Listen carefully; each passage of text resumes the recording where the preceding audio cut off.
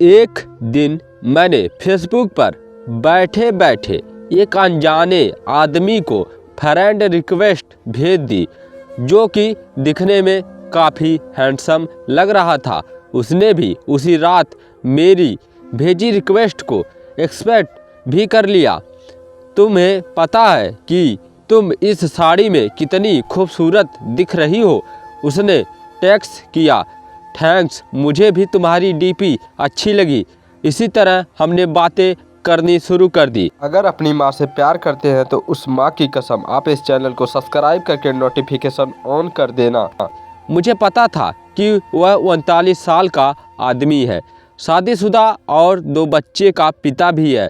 इन सब चीज़ों के बावजूद हमने बातें करना शुरू कर दिया और अपने नंबर भी एक्सचेंज कर लिए। देखते ही देखते हम एक दूसरे के बेस्ट फ्रेंड तक बन गए। हम सोशल मीडिया पर ज़्यादा से ज़्यादा समय बिताने लगे।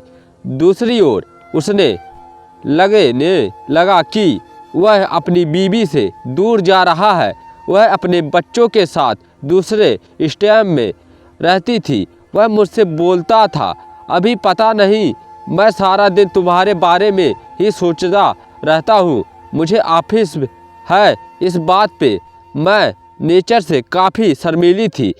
मेरे काफ़ी अच्छे दोस्त भी थे, लेकिन मुहफ़िज जैसा दोस्त होना काफ़ी स्पेशल था मेरे लिए। 1 महीने की चैटिंग के बाद हमने स्पैगिंग करना भी शुरू कर दिया। हम उस पर बातें कम और एक दूसरे को घंटे निहार ज़्यादा करते थे। एक रात वह मेरे साथ वीडियो कॉल पर था। उसने बोला, ऐसे देखते देखते कहीं प्यार ना हो जाए। खैर, अब हम रोज़ ही वीडियो कॉल करने लग गए। हम इतने पास आ चुके थे कि अब हम एक रियल कपल की तरह बिहेव करने लगे थे।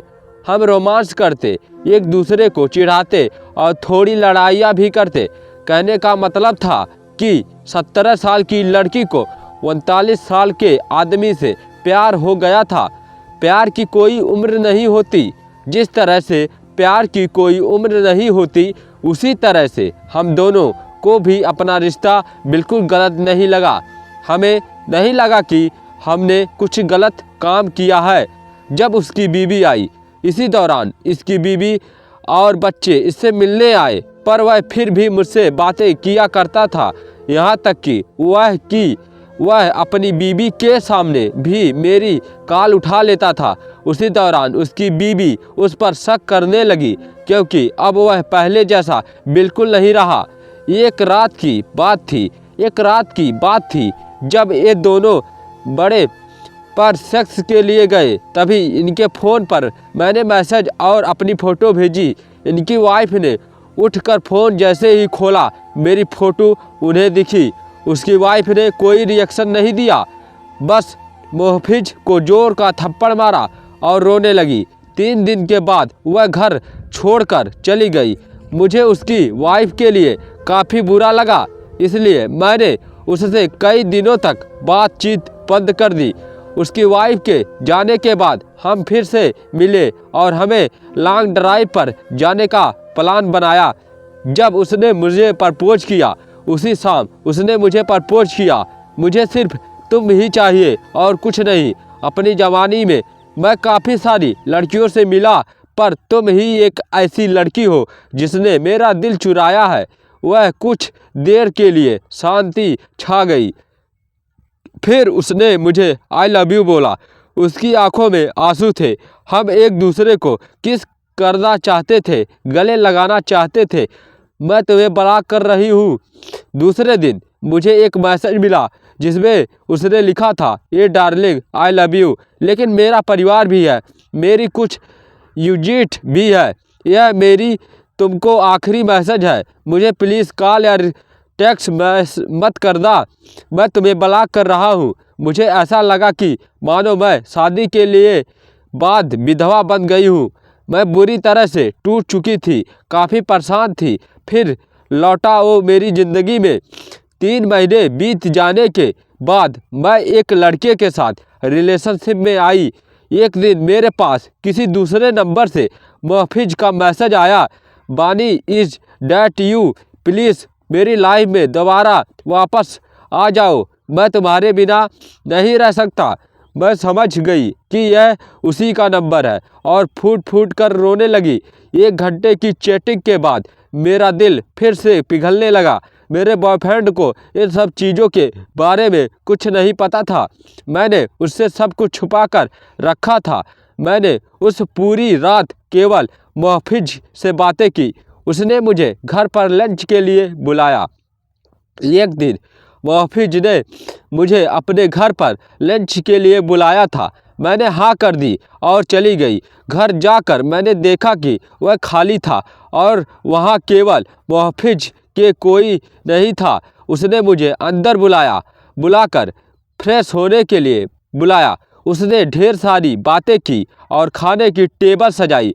मेरे लिए यह सब नया था। मैं केवल इधर उधर देख रही थी। तभी अचानक मैं जैसे ही पीछे मुड़ी, उसके ओठों मेरे होठों पर थे। हम एक दूसरे को किस करने लगे। मैं भूल गई वह कौन है और मेरी उम्र कितनी है। वह पहला टाइम था जब मैं किसी के साथ सेक्स कर रही थी, वो भी ये जाने कि हमने प्रोटेक्शन ली है या नहीं। अपने प्यार के नाम की बरगंटी। तभी मुझे दर्द का एहसास हुआ और मैंने अपनी बेजंती उसे दे दी जिससे मैं बेहद प्यार करती थी। मैं उसी दर्द भरी हालत में घर वापस आ गई। दूसरे दिन मुझे काफ़ी अच्छा महसूस हो रहा था। अब मुझे पूरी तरह से एहसास हो चुका था कि वह मुझे कभी नहीं छोड़ेगा। प्यार का एहसास। अब मैं प्यार पाने के लिए इतनी ज़्यादा एक्साइटेड नहीं थी। वेटिंटी खोने के बाद मेरी सोच काफ़ी बदल गई। मैं एक औरत बन चुकी थी। उस दिन मुझे पता चल चुका था कि प्यार का असली वायदा क्या होता है। एक दिन मैंने अपनी फीलिंग के बारे में महफिज को बताया और बोला कि मुझे हमेशा के लिए छोड़ दे। उसने कहा कि कोशिश करेगा। धीरे धीरे महफिज का नाम मेरी ज़िंदगी में मिटता चला गया। वह हमेशा रहेगा मेरा पहला प्यार। मैंने उसका नंबर डिलीट कर दिया और उसने भी मुझे ब्लॉक कर दिया। मैंने फिर उसे कभी ट्रस्ट करने की नहीं सोची, लेकिन उसकी यादें आज भी मुझे डराती है। मैं खुश थी कि मैं इस अजीब से लगने वाले रिश्ते से बाहर आ गई, लेकिन आज भी वह आदमी मेरा पहला प्यार रहेगा। मैं भगवान से दुआ मांगती हूँ कि मुझे जब भी कोई दे तो वह एक दम महफिज जैसा हो। अगर आप प्यार करते हैं तो इस चैनल को सब्सक्राइब करके नोटिफिकेशन ऑन कर लेना। जय हिंद, जय भारत।